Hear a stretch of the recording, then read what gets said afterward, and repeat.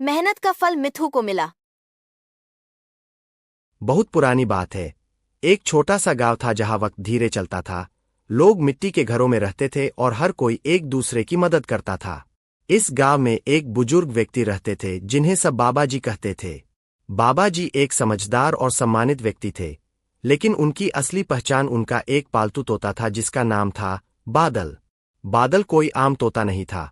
वह लोगों की बातें समझता था, उनका दुख महसूस करता था और अक्सर उनकी परेशानियों का हल भी ढूंढ लेता था।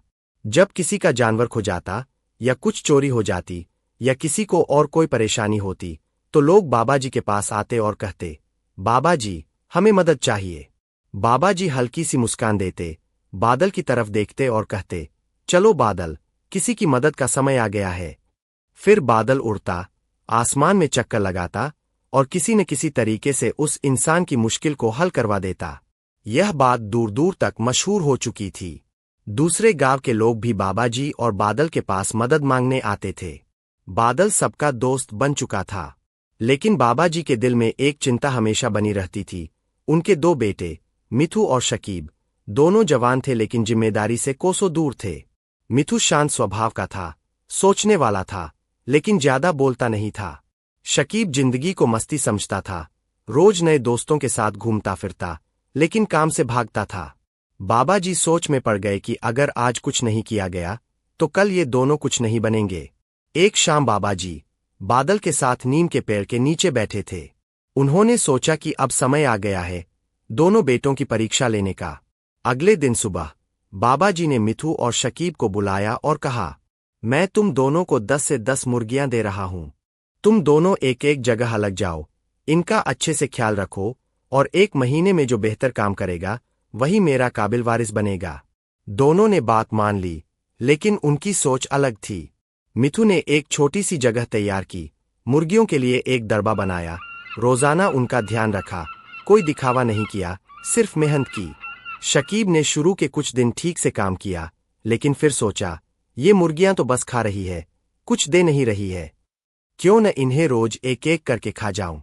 फिर उसने दोस्तों के साथ मिलकर मुर्गियों की कड़ाही बनाई, मजे किए और सारी मुर्गियां खत्म कर दीं। दूसरी तरफ मिथु ने जब पहली बार अंडा पाया तो उसे बेचा, उस पैसों से और अच्छा दाना खरीदा और धीरे धीरे मुर्गियों ने ज्यादा अंडे देना शुरू कर दिए। हर हफ्ते वह थोड़ा थोड़ा कमाता रहा, सब कुछ लिखता, हिसाब रखता और अपना छोटा सा व्यापार बढ़ाता गया। शकीब का दरबा खाली होता गया और मिथु का छोटा फार्म बन गया। 1 महीना गुजर गया। बाबा जी दोनों बेटों के पास गए। पहले शकीब के पास पहुंचे, वहां सिर्फ एक कमजोर सी मुर्गी बची थी और शकीब का सिर झुका हुआ था। बाबा जी, मैंने सब कुछ बर्बाद कर दिया, मुझे लगा काम आसान होगा। बाबा जी ने कुछ नहीं कहा। फिर वो मिथु के पास गए, साफ सुथरा एरिया, स्वस्थ मुर्गियां, अंडों से भरी ट्रे और मिथु का आत्मविश्वासी मुस्कान। बाबा जी की आंखों में आंसू थे। मुझे तुम पर गर्व है मिथु, तुमने असली सबक सीख लिया है। शकीब दूर से ये सब देख रहा था। उसने पहली बार दिल से शर्म महसूस की। वह आगे आया और बाबा जी से कहा, मुझे माफ कर दीजिए, अब मैं सच में सीखना चाहता हूं। बाबा जी ने उसके कंधे पर हाथ रखा और बोले, बेटा, हर कोई गलती करता है, लेकिन अगर सीखना चाहो तो वक्त तुम्हारा होता है। अगले महीने में शकीब ने मिथु से काम सीखना शुरू किया। मिथु ने उसे हर चीज सिखाई। बादल, जो पहले सिर्फ मिथु के साथ होता था, अब शकीब के कंधे पर भी बैठने लगा। कुछ दिनों बाद एक औरत दूसरे गांव से आई। वह रो रही थी। बाबा जी के जमाने में मेरा मसला हल हो जाता था, अब मेरी 3 बकरियां खो गई है, कोई मदद करे। मिथु ने बस बादल की तरफ देखा। बादल ने आसमान में उड़ान भरी और कुछ घंटों के अंदर वह दूसरे गांव में 2 लड़कों के सिर के ऊपर मंडराने लगा। वहीं बकरियां बंधी हुई थीं। गांव के लोग गए, बकरियां वापस ले आए। औरत ने रोकर कहा, अब बाबा जी नहीं है, लेकिन उनका नूर अब भी जिंदा है। इसके बाद मिथु ने एक छोटी सी जगह बनाई, गांव मदद कॉर्नर, जहां लोग अपनी परेशानियां लिखकर डाल देते थे। मिथु और बादल मिलकर सबकी मदद करते। कोई बच्चा गुम हो जाए, कोई दवाई ना मिले, कोई जानवर खो जाए, बादल हर बार कामयाब होता। शकीब अब पूरी तरह बदल चुका था। हर सुबह वह फार्म पर आता, ट्रेनिंग देता, सफाई करता, रिकॉर्ड्स बनाता। बाबा जी का सपना अब धीरे धीरे पूरा हो रहा था। एक दिन बारिश हो रही थी। दोनों भाई घर के अंदर बैठे बाबा जी की पुरानी डायरी देख रहे थे।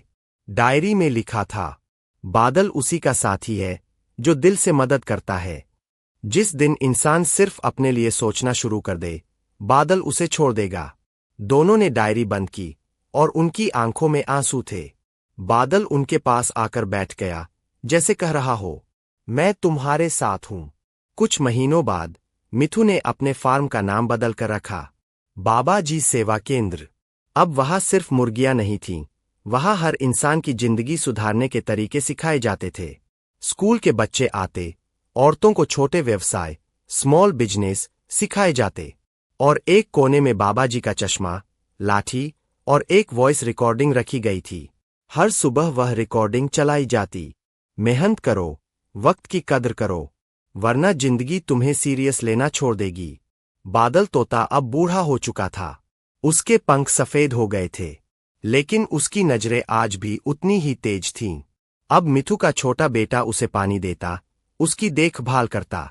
मिथु कहा करता, ये सिर्फ तोता नहीं है, ये हमारा रक्षक है, हमारा रखवाला।